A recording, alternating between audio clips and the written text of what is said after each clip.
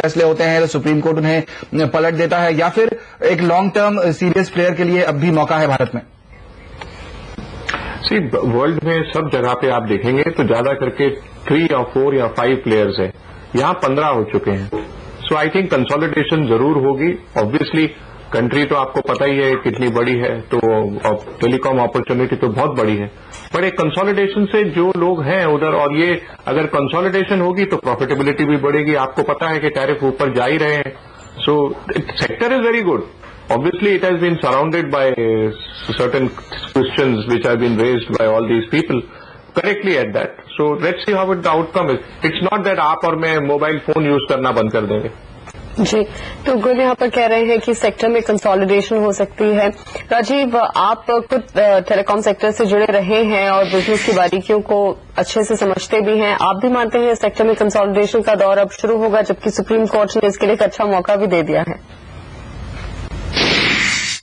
नहीं, देखिए, that is not the issue here. The main issue is कि ये जो फ्लाई बाय नाइट कंपनीज थे जो टेलीकॉम में उतराए थे विद द इम्प्रेशन की 6 महीने में 1 साल में बहुत सारा पैसा बन सकता है, ये एक समय से this is now change the rules.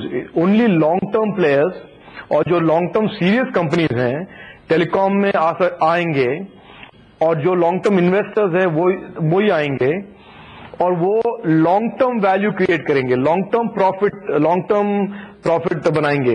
ये नहीं कि जो लास्ट 3 साल में हम 3 साल में देख रहे थे कि कंपनीज आए हैं, चीप लाइसेंस ले रहे हैं और बड़े मुनाफे में बेच रहे हैं दूसरे फॉरेन कंपनियों को। That model has completely changed, and only long-term investors and long-term and serious players should come into telecom will be able to come into telecom. तो लॉन्ग टर्म प्लेयर के लिए अभी काफी मौका है भारत के बाजार में, ये एक्सपर्ट्स मान रहे हैं। लेकिन गुल, यहाँ पर एक थ्योरी और है। लोग अब ये कह रहे हैं कि सरकार का जो काम था वो सुप्रीम कोर्ट ने कर दिया है। सरकार इन लाइसेंस के लिए तो कुछ खास कर पा नहीं रही थी, लगातार चर्चा चल रही थी कि गलत तरीके से दिए गए हैं एंड ऑल ऑफ दैट, लेकिन अब सुप्रीम कोर्ट ने इन्हें रद्द कर दिया है। अब इसके बाद नीलामी होगी और जाहिर तौर पर सरकार के खजाने में अच्छा खासा पैसा आएगा। जो फिजिकल डेफिसिट की चर्चा पिछले कई दिनों से चल रही है, वो समस्या कहीं ना कहीं तक सॉल्व होगी काफी हद तक। आपका क्या कहना है इस पर? नहीं, वो डेफिनेटली पहले फर्स्ट साइड पे ये लगता है, बट इनको 4 महीना दिया गया है and to come up with whatever arguments जो आएंगे। और अगर स्पेक्ट्रम सेल पे जाएगा, it translates to about 38 megahertz. अगर ये जाता है तो obviously the finance minister will have a smile on his face, but it's not so easy to kind of go ahead and do the auction immediately within this financial year. It will obviously spill over into the next financial year, and that also उसमें भी हमको ध्यान रखना पड़ेगा कि क्या क्या और hurdles आती हैं. But at the end of the day, it's fantastic that something like this could have been done, and companies who are not in this business had come in and they were making a quick buck. That has been stopped, and transparency across the board will now become more induced by everybody, because ministers and all that who rather have politicians have a thick skin now will be more alert of whatever they do. They will at least think properly and then do things. चलिए, यहाँ पर हम एक break लेंगे और अभी तक experts ये कह रहे हैं कि टेलीकॉम सेक्टर में आज के फैसले के बाद कंसोलिडेशन आ सकता है।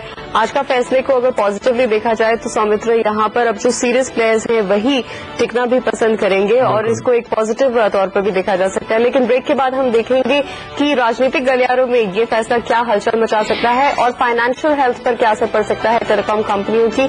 सुब्रमण्यम स्वामी, राजीव चंद्रशेखर, प्रशांत भूषण और गुल टेकचंदानी के साथ ये चर्चा जारी रहेगी, कहीं मत जाइए।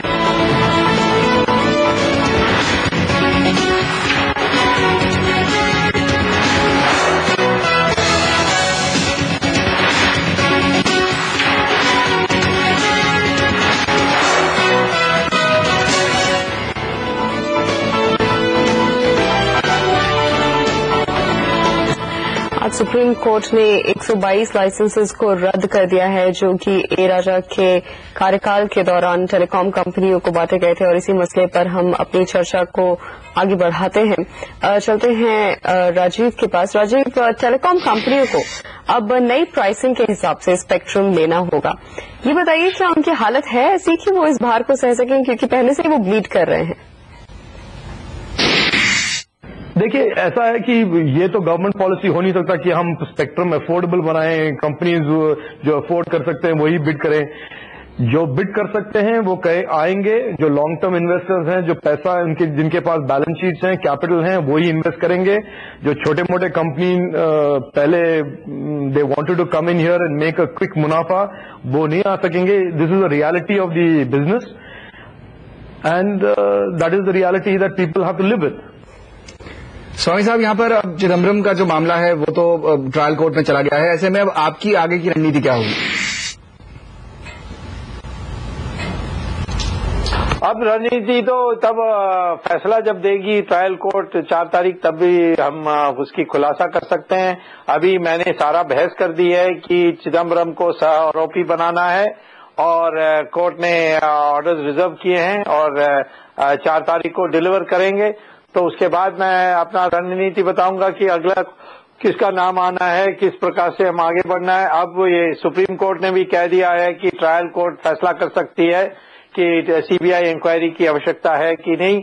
और मैं ये कहूंगा कि जब यदि वो ट्रायल कोर्ट का कल कह दे कि चिदम्बरम सह आरोपी है, उसको समन्स इश्यू होना चाहिए, तो फिर मैं कहूंगा कि सीबीआई से कहिए कि मुझे मदद करें, क्योंकि अभी सीबीआई की जांच की आवश्यकता नहीं है। चिदम्बरम के बारे सारी जांच मैंने कर ली है। जब मैंने सुप्रीम कोर्ट में बहस की थी तब उस समय मैंने ट्रायल कोर्ट में कुछ किया नहीं था और इसके बाद उन्होंने ऑर्डर रिजर्व करके आज जो ऑर्डर दिया इसमें काफी समय बीत गया। इस समय में मैंने अपनी जांच करके सुप्रीम कोर्ट ट्रायल कोर्ट को सारी आधार और साक्षी दे दी थी और इस कारण से आज मुझे सीबीआई की इंक्वायरी की कोई जरूरत नहीं है।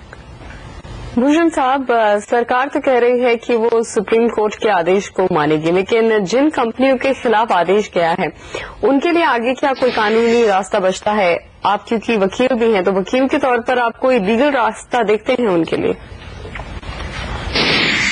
नहीं, वो रिव्यू पिटीशन फाइल कर सकते हैं, लेकिन मुझे नहीं लगता कि ऐसे बिल्कुल साफ फैसले पर जो बिल्कुल ठोस संवैधानिक और कानूनी आधार पर दिया गया हो कि इस तरह से आप